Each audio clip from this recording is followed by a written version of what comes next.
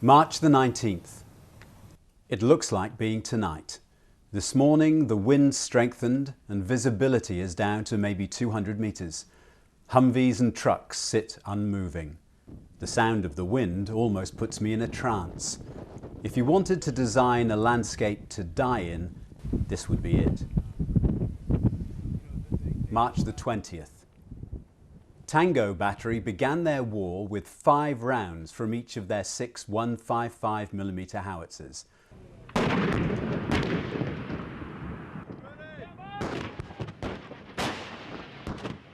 The driver of our vehicle grinned wildly and flapped his arms like a bird. "Kill! Kill!" he chanted. This was the first time any of the battery had seen action, and he was flushed with schoolboy excitement. March the 22nd. The Marines told us they'd found several destroyed armoured personnel carriers. We were wary of these burned-out hulks, concerned about mines and unexploded shells. Scattered around, some RPGs, tunic tops, assorted pieces of kit and some helmets. Their helmets were pathetic affairs, made of plastic and painted grey. I picked one up. There was an emblem painted on the side in red, and the thumbprint of whoever had done it had been left behind. It suddenly seemed very personal. I placed it back on the ground. March the 23rd. I was keen to know how our colleagues were doing. I got out the Iridium phone. Bad news. Terry Lloyd from ITN and a cameraman are missing after their vehicle was fired on near Basra. I'd met Terry twice before and always found him to be very friendly and helpful, a true professional. I'm on the drive now and I have to record my awe at the size of the convoy we're passing on my right. It's truly huge. Tanks, Marine APCs known as Amtraks, trucks, artillery guns, Humvees, all streaming north towards, I assume, Baghdad. The gun barrels of the tanks have all been named. Big Payback, Zion, 8th Plague. March the 24th.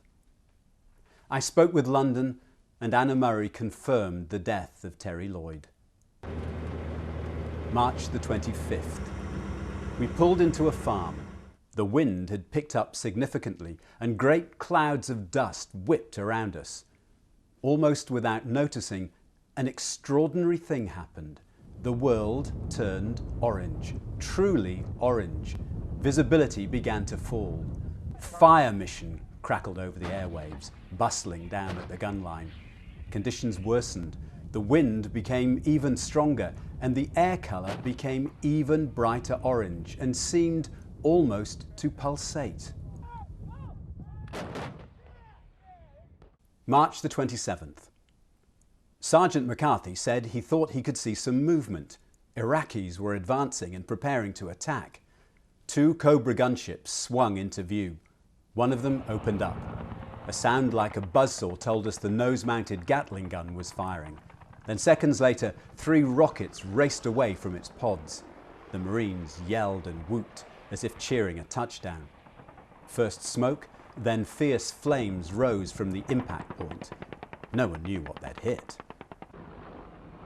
From my position behind the trailer, I had neither seen anyone all afternoon nor heard any firing, except from the American side. March the 31st. There was no discernible movement at the buildings. Sergeant K kicked in the door. A startled young goat stared back from the interior. After a few seconds of rummaging, they emerged with an ancient bolt-action rifle.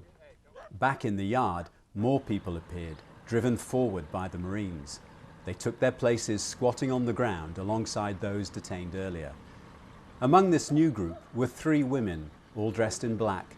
One of them was young, a teenager, and she bit her lip in fright.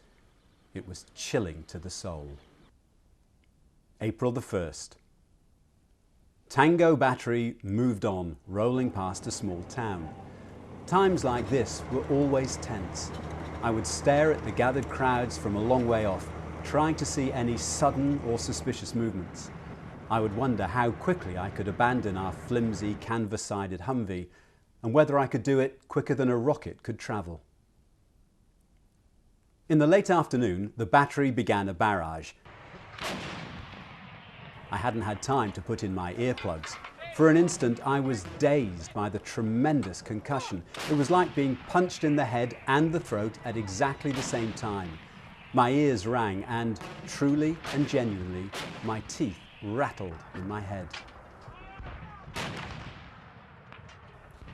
April the 3rd.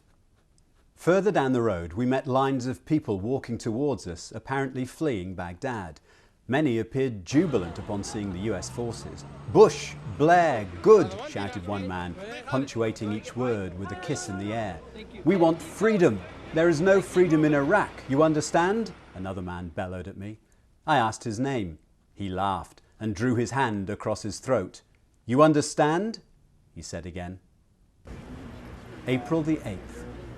In the afternoon, General Jim Mattis, the overall commander of 1 Maldiv, gave a presser.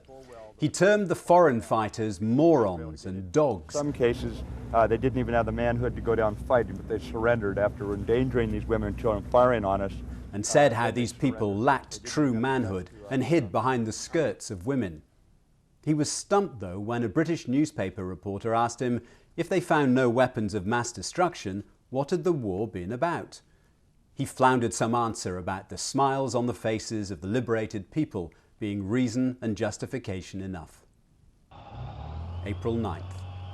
And the city fell, and I was in a truck, thick-coated in dust. 9 hours later, we were still there, after an increasingly aimless-seeming journey across the Diyala River, then up and down a country road time and time again.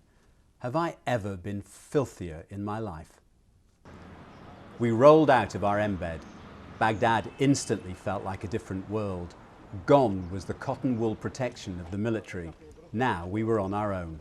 Now every gunshot made my hair stand on end. April 13th. We left Baghdad at 6:20 a.m.